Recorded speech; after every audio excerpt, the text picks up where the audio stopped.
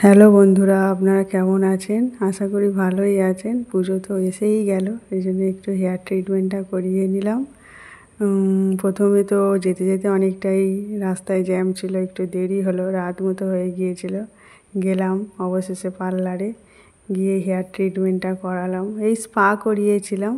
প্রথমে ওরা শ্যাম্পু দিয়ে একটু চুলটা ধুয়ে নিল, তারপরে ধুয়ে নেওয়ার পরে ওরা স্টেপ বাই স্টেপ ওদের চুলে ক্রিম লাগানোর জন্য ওরা ওদের প্রসেস চালাচ্ছে। দেখতে থাকো, দেখো তোমরা। চুলটাকে দুভাগ করে নিচ্ছে, এবারে আস্তে আস্তে ক্রিমগুলো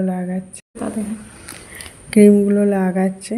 দুজনে মিলে করছে যাতে কাজটা একটু তাড়াতাড়ি হয়, কারণ আমাকে আবার বাড়ি ফিরতে হবে, তো রাত অনেক হয়ে যাচ্ছিল, সেই জন্য তো করছে। এই দেখো, তোমরা দেখছো, বেশ ভালোই লাগছিলো, আরাম লাগছিলো চুলটা সুন্দর করে। বেশ, এবার দেখছি যে হেয়ার ক্যাচার দিয়ে চুলটা আটকে দিয়ে মাথার মধ্যে পরিয়ে দিচ্ছে কী সব ওগুলো কারেন্টের জিনিস।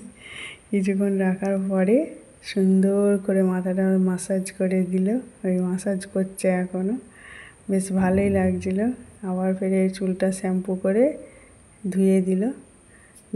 ধোয়ার পরে হেয়ার ড্রায়ার দিয়ে চুলটা শুকিয়ে ওরা ওদের কাজ করছিল, আমি চোখ বুজে একটু বসেছিলাম, একটু আরাম করে নিলাম।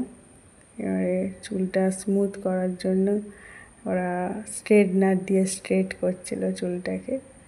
তো আমি একটু চোখ বুজিয়ে বসে নিলাম, একটু আরাম করে নিলাম, কারণ অনেক ক্লান্ত লাগছিল, অনেক কষ্ট করে গিয়ে অনেকক্ষণ ধরে মাথার ট্রিটমেন্টটা যখন হচ্ছিল বেশ আরাম লাগছিল।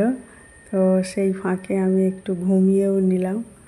অনেকক্ষণই চোখ বন্ধ করে বসেছিলাম, প্রায় একটা ঘুম হয়েই গেছে বলতে পারো, কেন সময় লাগে সব কাজেই। ধীরে ধীরে করছিল ওরা, বেশ অনেক যত্ন সহকারে ওরা আমার ট্রিটমেন্টটা করাচ্ছিল, যাতে আমার চুলটা আরও সুন্দর লাগে দেখতে।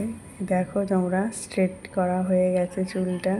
আর একটু কাটানোর ছিল, চুলটা হালকা করে কেটেছি চুলটা, কারণ আর চুল বেশি কাটতে আমার ভালো লাগে না, চুলের প্রতি খুব মায়া। চুল বেশি কেটে নিলে মন খারাপ লাগে।